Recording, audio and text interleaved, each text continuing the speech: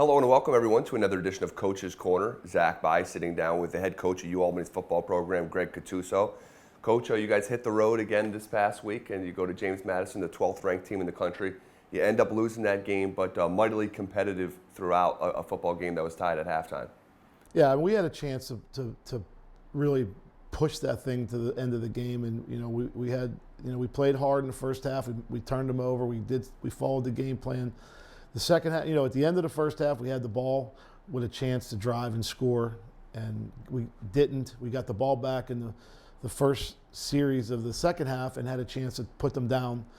And we didn't execute on offense, and then the defense in the third quarter, we poorly executed our game plan in the third quarter, and then you look up and it's 35-14. So we came back and we felt like we played better in the fourth quarter, back to the game plan, and had a chance to get back in it, but it was just too much. We hurt ourselves in the third quarter too much. Their quarterback Badley, who's an All-American, looked mighty pedestrian in that first half. 5 interceptions, a record number of picks and a half for you guys. Although you didn't convert it the way you want, are you pleased with your defense and the way you guys stepped up?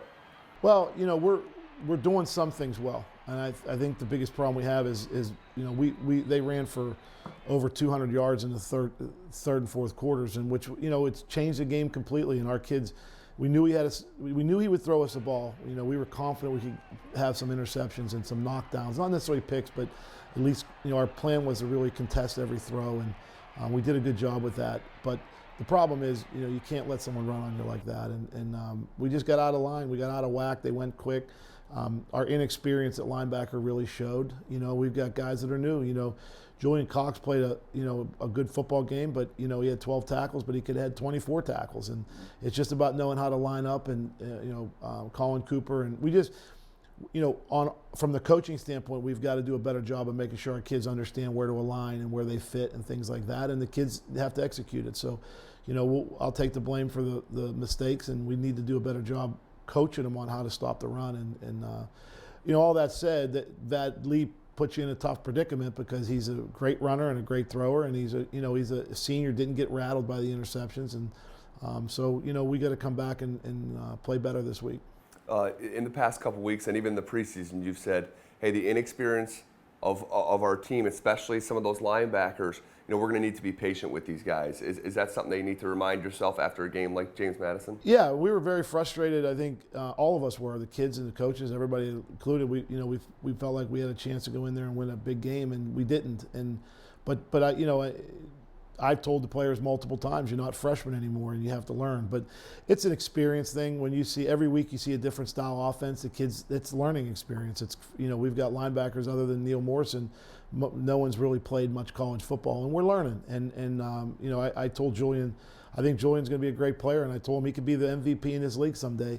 He just got to keep learning and getting better and better at the fundamentals of what we're doing.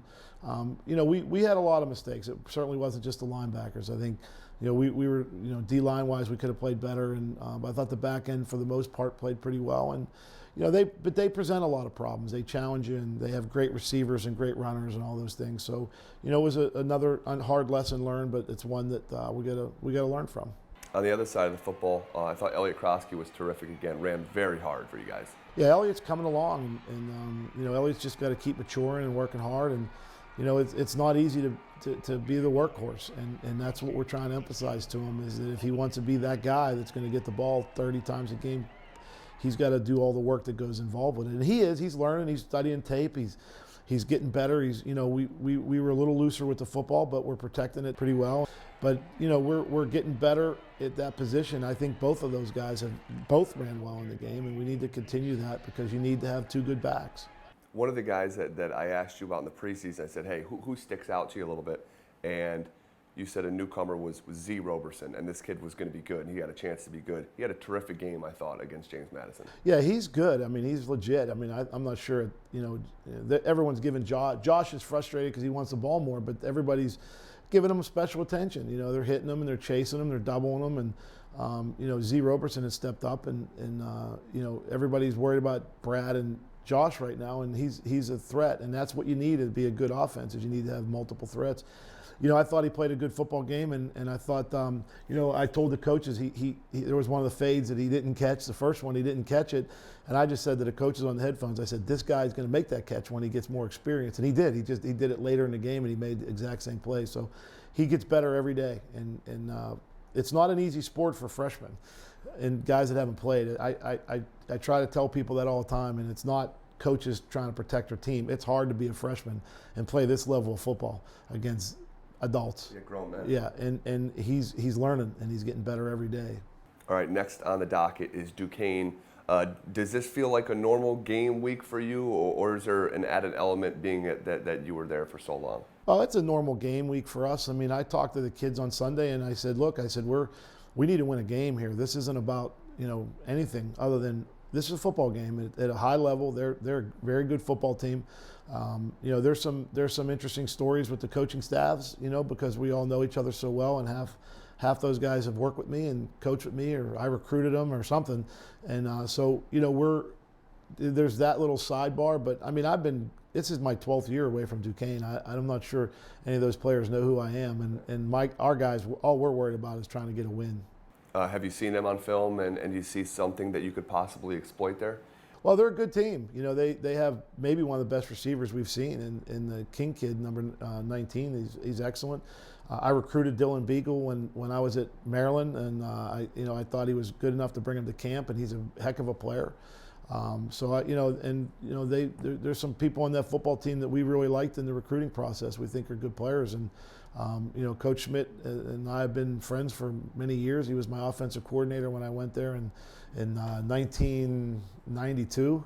So the D coordinator is one of my good friends. We played together at Penn State. We were the starting defensive tackles his senior year, my junior year. Terry Russell is a great friend, is a running back coach. He hired me at Duquesne when I was a young coach as an assistant one year. John Rosado and I go all the way back to softball days when I was a kid. I know these guys, really, really well. The offensive coordinator is Gary Dunn. I coached him in Little League Baseball when I was 18, and when Gary was bad at practice, which was all the time, I used to make him go sit on those little rocky things with the springs, they ride the kids. That's where I would put him over there when he was bad. So I know these guys a long time, and I coached Gary in high school. So it's an interesting sidebar to it, but as far as the game goes, I know they're going to be motivated by it, those guys, but this is a game we have to play our game. It's a usual thing, and try to get a win. They're a good football team. All right, best of luck on Saturday. Thanks for giving us a couple minutes. Sure. All right, that'll do it for this week's edition of Coach's Corner. As always, you can catch us next week when we sit down with Coach Gattuso, look back at the Duquesne game, and ahead to the rest of the schedule. For Zach By, Greg Gattuso, we'll see you next time.